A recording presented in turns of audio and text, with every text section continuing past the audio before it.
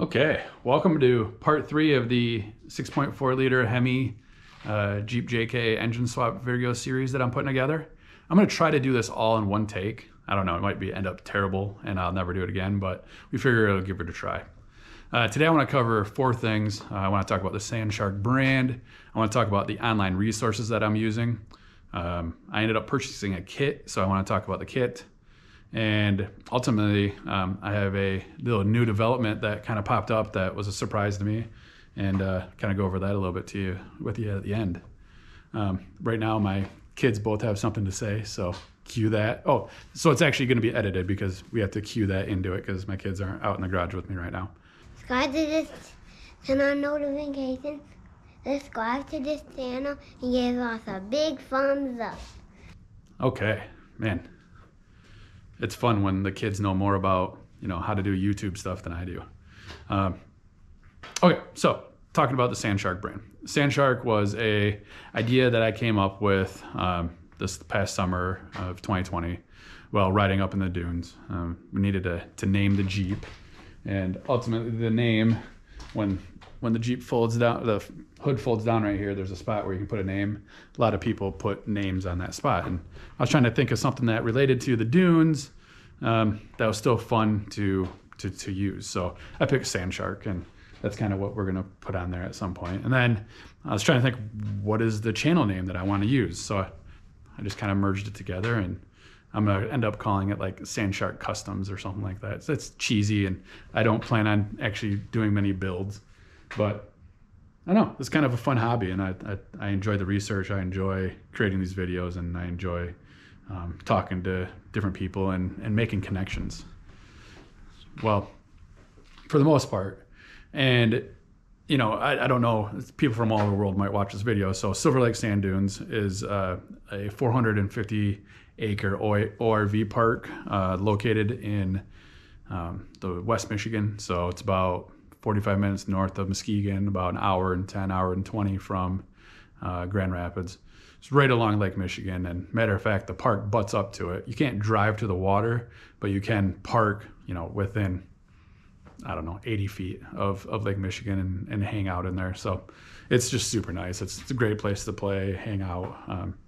They have probably one of the coolest Craig's cruisers I've ever seen. And then, they just have a really good community. There's in the summers, 4th of July or Labor Day or Memorial Day, it's just absolutely packed there.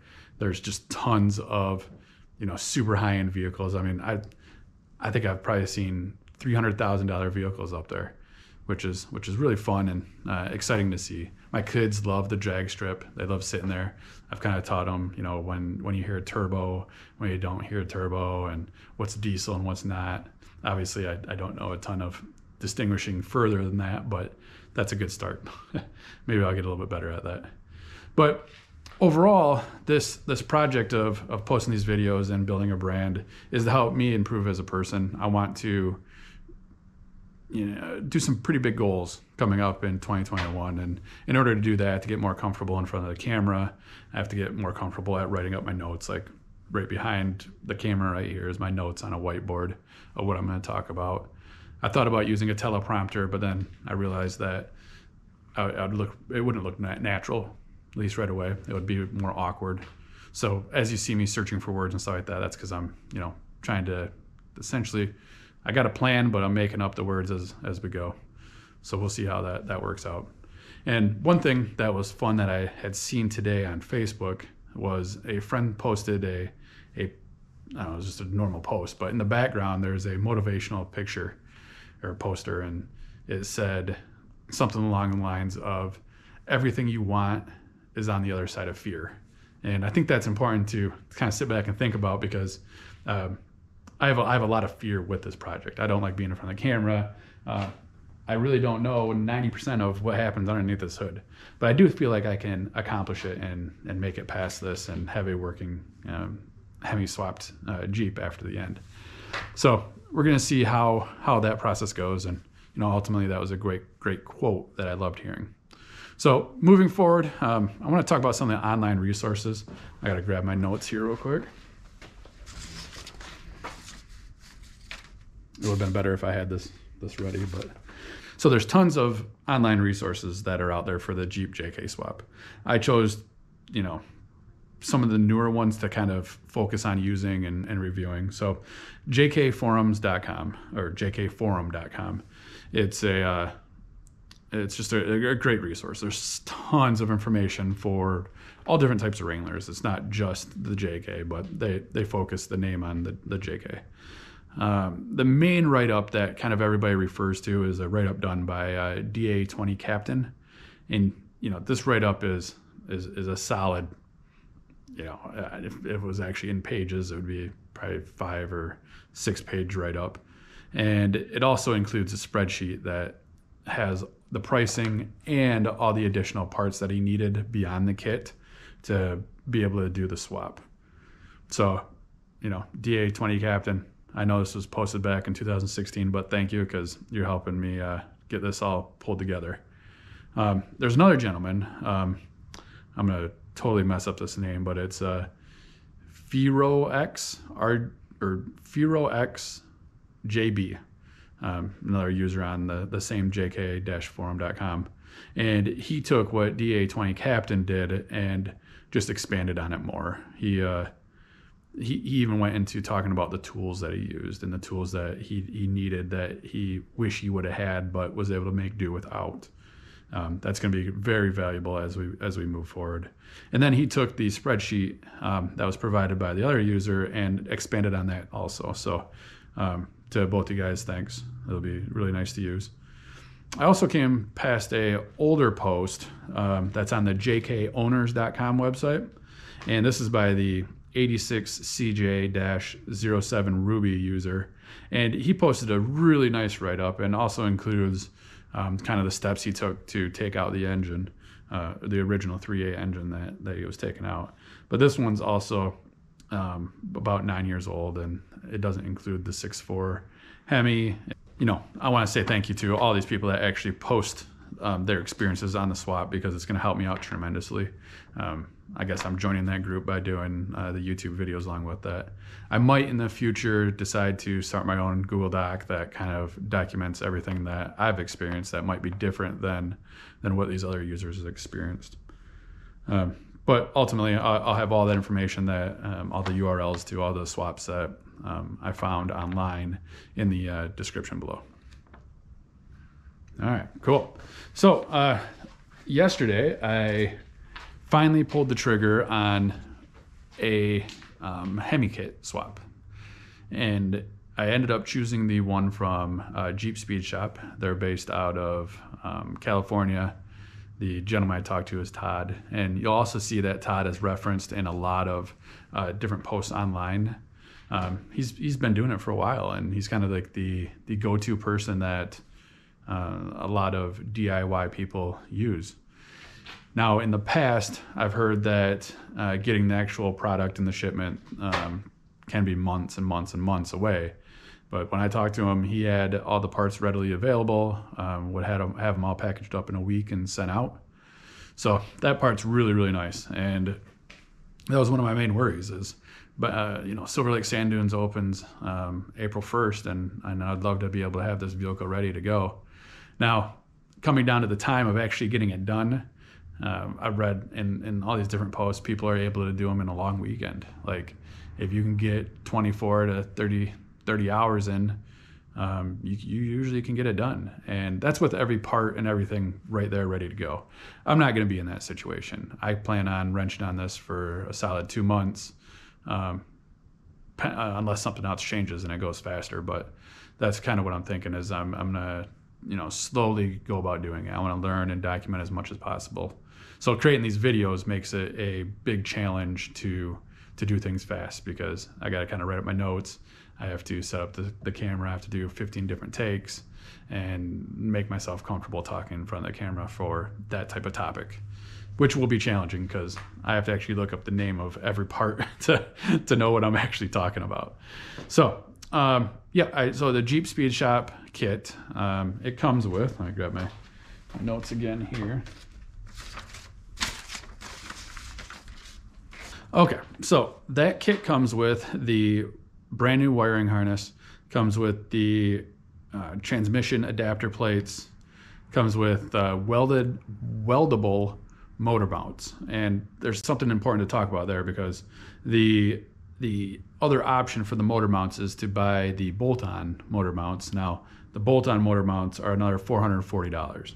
I'm choosing to do the weld-on ones because, one, I've never welded. I have some friends that weld, and maybe now's the time to learn how to do a little bit of welding. I don't know if this is the right scenario, and I'm going to trust them to tell me how good the welds are, but nonetheless, that's the direction that I'm going to go. Comes with AC lines. It comes with the fuel line adapter, the dual battery box. Right now, I'm only running one battery, but we'll see if I'm actually going to go up to two. But at least I'll have the box that I could put two in there. Comes with the VVT engine computer, steering relocation mount, and I think that's about it, which is very basic. And I want to talk about that too. This is a basic kit, like the minimal. How should I say this? It's all the items that would need to be fabricated to be able to pull this off, and obviously the wiring harness and stuff like that is just stuff that is beyond what I want to try to get into.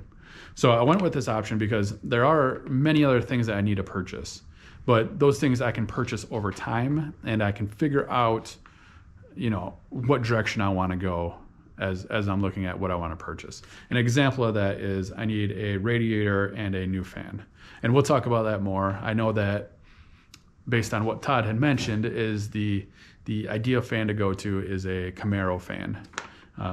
The radiator, I'm not sure about the radiator and what makes a radiator the optimal one to put in here, but we're going to figure that out. A couple other add-ons that he offers, which are things that I kind of want to just experience for myself, so I don't want to buy them quite yet, would be the exhaust system, and any miscellaneous clamps that come along with that. I don't know fully what that means yet. I'm still kind of digging into that. There are a couple other options that I could go, and let me get that list real quick. So some of the options that I could add into this are using the 8-speed transmission that came with the engine that I bought. He says that you can do it. The problem is it's an additional $1,500, and I don't know if I want to put that in there yet and add the extra complexity of the swap. I think purchasing a 545 RFE or a 65 RFE transmission from a Dodge truck will probably be the better option for me to do. That way it bolts up to the shifter that's already in there, and I don't have to swap it out for a Jeep Grand Cherokee SRT shifter or a Dodge Challenger shifter. There's a lot of rewiring that needs to happen with that, and I'm not interested in jumping into that bolt yet, or that pull yet. You can also get a new intake. So the intake's something that's kind of something that we need to talk about real quick here. So we'll go over to the Jeep JK. Okay, now that we're over to the Jeep JK here, you can tell that on the 3.8, when the intake is here, this is the throttle body. It comes off the throttle body, goes right.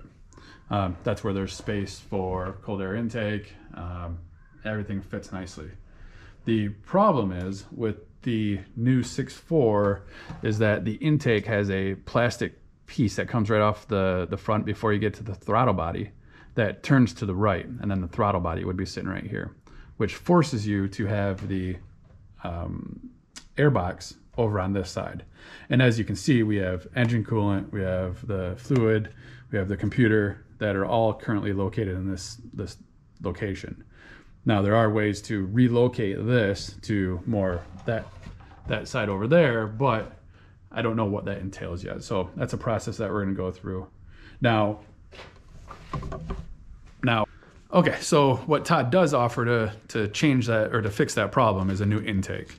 Now, the new intake for the 6.4 is $1,500. So I'm going to price the new intake versus relocating those things and see how it goes. But let me get down here. You can see that the intake comes from over here, but then it shoots off to the left, and this is where the throttle body would go, and that would put the airbox on the right side, which doesn't fit the way that we want it to. But nonetheless, that is what it is, and that's the kit that I end up choosing to go with. Now, we'll find out if that was the right choice. I don't know. I know AEV makes a kit that's much more expensive, but also is more inclusive in the parts. So we'll add this all up at the end, and I did buy some stuff that I'm going to end up selling to help offset. So we'll see how that part goes. The last thing I want to talk about, this is a fun one. I'm going to put this over here. This is a fun one. Okay, so the last thing I want to talk about is the interesting development. Now, when I purchased this engine right here, I had set up a Facebook alert for a 6.4 392 engine, because I figured that's the direction I wanted to go. And it popped up, and I had to fight off a bunch of people to actually be able to purchase this one. Everything went well. So I was able to make the purchase. I was able to get it to my house. Everything went great. One thing I didn't do is turn off the alert that I had on Facebook Marketplace for the engine. So yesterday, a new engine popped up, and it was priced extremely well. And it was lower priced than the one that I bought. I'll be honest with that. And it came with more stuff. So I decided to buy it. And the gentleman was nice enough to deliver it to my house, which was great because I didn't have to drive to actually pick it up. And it's interesting, the people that you get to meet through this process. I never thought that, I didn't know if I'd actually meet a person that's doing a swap. Well, the second person I ended up talking to about a swap outside of my friend group is currently in the process of doing a Jeep Grand Cherokee SRT to Jeep Grand Cherokee Trackhawk, which is essentially going from a Jeep that has roughly 485 horse, maybe 475, not sure which horsepower is in that one, to a 707 horse Hellcat motor. So, which is super cool. But anyways, he was getting rid of that, the 6.4 motor, and needed the space in his garage, and he had all the extra parts that came along with it, and it was for a good price. So, I bought it because some of the extra parts I can be able to sell to help offload the cost that goes into actually doing the swap. But I don't know, maybe I'm crazy and I picked up another piece of junk that's going to sit here. Ultimately, I don't know. I when I'm looking at motors, when I'm asking about the history and stuff like that, I ask for videos, I ask for VIN numbers so I can understand what kind of damage has happened in the past to them. And right now I'll play the video from the newest motor that I just picked up, and I'll also play a video from the 2015 Dodge Scatback that I had bought. And these are things that I use as proof to help understand that the motor is working well.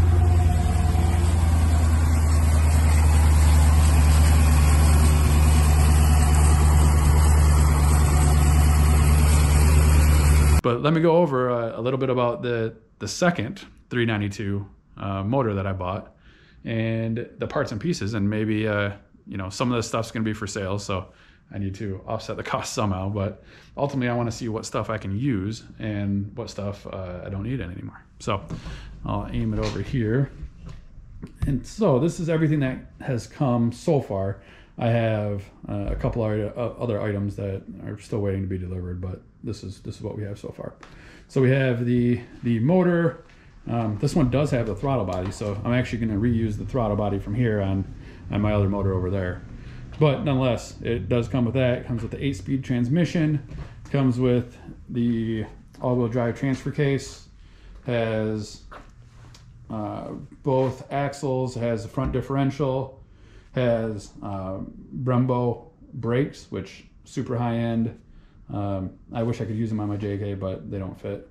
But nonetheless, these are the two fronts, and I'm going to have the backs coming to me here next week or so. Also came with the valve covers, which those are actually really hard and expensive to find. Nobody likes to actually sell those, so we'll see. I might keep it with it, or I will kind of sell it on my own. Not sure. Maybe I'll just keep it.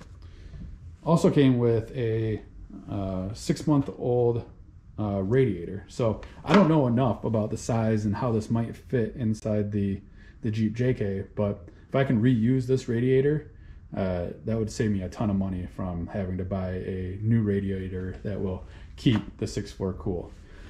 He also threw in the SRT fan. So these are two items that we know keep the 392 cold. So with that said, I hope that was a good buy. Came in at a really good price. So we will see. Yeah, that about wraps up part 3 of this adventure. Tomorrow I will come up with some more stuff to talk about. I really want to extend into what else I need to purchase.